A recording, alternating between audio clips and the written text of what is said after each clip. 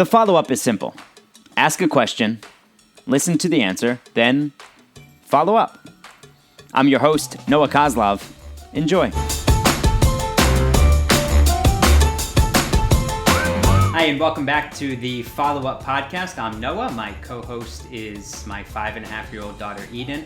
And the Follow-Up started as simply an audio podcast. Now you have it in video form, where it was me talking to any number of my friends from all different walks of life about all sorts of topics. And all the conversations were anywhere between 8 and 15 minutes, just to prove that you can have a thoughtful conversation just by listening and asking the right questions. So during this time of isolation during coronavirus, Eden asked if she could be the co-host of the Follow-Up, to which of course I said yes. And she wants to talk about things that are going on in the world today. So our first episode together was about COVID-19. And today, what do you want to talk about? I want to talk about racism and all the protests around the world, because I see that on the news.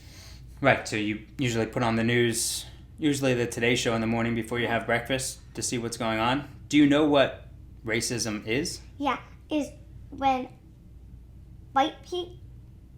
people treat other people not fairly. For no reason at all? Yeah, for no reason. So this is it's a difficult conversation to have, but certainly not as difficult as it must feel to be treated unfairly. And from what I understand, there's all sorts of ways to talk about this at different ages. Mm-hmm. So at your age, I think it's really important to understand that, yes, people might look different, but shouldn't be treated any differently. Right. Like in your class, you're in New York City Public School. In your class, how many kids in your class have white skin? 5? You're right. Yeah, there's 5. And how many total kids are in your class? 24. Okay, so then there are 19 other kids that, on the surface, skin color, look different than you.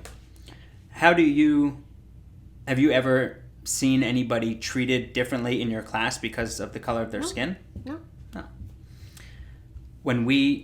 Before you go to school every day, I say, be respectful, be responsible, be confident, be a leader, have fun. Same 5 things every single day. What does it mean to be a leader? Is to stand up for other people when other people aren't being nice to them. So that's a perfect way then, Eden, to think about how to handle racism and friends of yours getting treated unfairly. Right. So then, how would you handle it if you were on the playground with one of your friends who had brown skin, black skin, Asian, and another kid came up to them and started making fun of them because of where they were from or how they looked? How would you handle it? I would say, first to them, you're not being nice. And then I would say to whoever I was playing with, let's just go away. That's a good idea. Mm-hmm. Yeah, it's a good idea. And I think what's really important is to make sure that you're always standing up for your friends. Mm-hmm. Because unfortunately, people with different skin color have it more difficult time than we do in certain situations. Mm-hmm. And that's a pretty mature conversation that we will continue to have as you get older. But I have friends, black friends, who are having these conversations with their kids that are much different than the conversations that we have. And that's also not fair. Because why should someone be treated differently just because of the color of their skin? Yeah, makes no sense. Right. It doesn't make any sense. Yeah. What would you say to people who think it's okay to treat someone differently just because of the color of their skin? It's not, because like what you say, if you want to be mean to someone, do you want someone else to be mean to you? that's like what it is. Like, if you don't be mean to them. Right. Treat someone the way that you would want to be Yeah. treated. That makes a lot of sense. Makes more sense than what we're talking about right now. Right. Do unto others as Yeah. you would want done unto you. So treat someone else the way that you would want to be treated, Right. with respect and fairness. Yeah. Yeah. Like what I just said, it makes more sense than what we're talking about right now. Right. Because someone in your position, What? being in New York City, you're growing up differently than the way Mom and I grew up, just based on our surroundings. So when we were kids in elementary school, I think, like in my 1st through 6th grade, I think maybe we had maybe 1 or 2 black kids in the class, a few Asian kids in our class, and then as we got into junior high and high school, there were a lot more. It was like, I think our high school, 9th, 10th, 11th, and 12th grade, I think was like 20% black. So for every 100 kids in the class, 20 of them were black. So it was much more diverse. But what we were taught as kids was not to see color, to see everyone as the same. And as I've come to realize that, yes, it's good to treat everybody equally. Yes. But also what we need to do is recognize that people are different.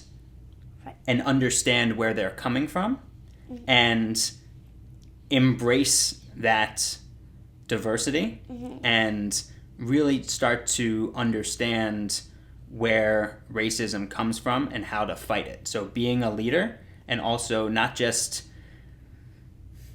being in a diverse class, but having a diverse group of friends so that you can truly understand what makes up our world. Yeah. Like what you just said was that it makes sense. You should actually, well, what you were taught is not to see color. No, don't do that, because you should see them by their color, because everybody has a different one and their color is unique. You're right. So you should see them by their color. Exactly. And see them, recognize color, and get to know people for who they are, Right. not because of the color of their skin. Right. You never judge somebody. Those are called stereotypes. You never judge somebody based on the color of their skin. Yeah, because they might be your friend or something. Exactly. Makes no So sense. so we'll continue to have conversations like this forever. And I hope that you have these conversations with your friends too, and make sure that you're always a leader and standing up for everybody, because you know what's right. Right. So I'd always like you to make sure that you stand up for those kids. If you ever see someone being picked on for absolutely no reason, I want to make sure that you're standing up for those kids. And surround yourself with friends that will do the same for you. Yeah. Yeah. So I just want you to be aware of what's going on around you. Okay? All right. I love you.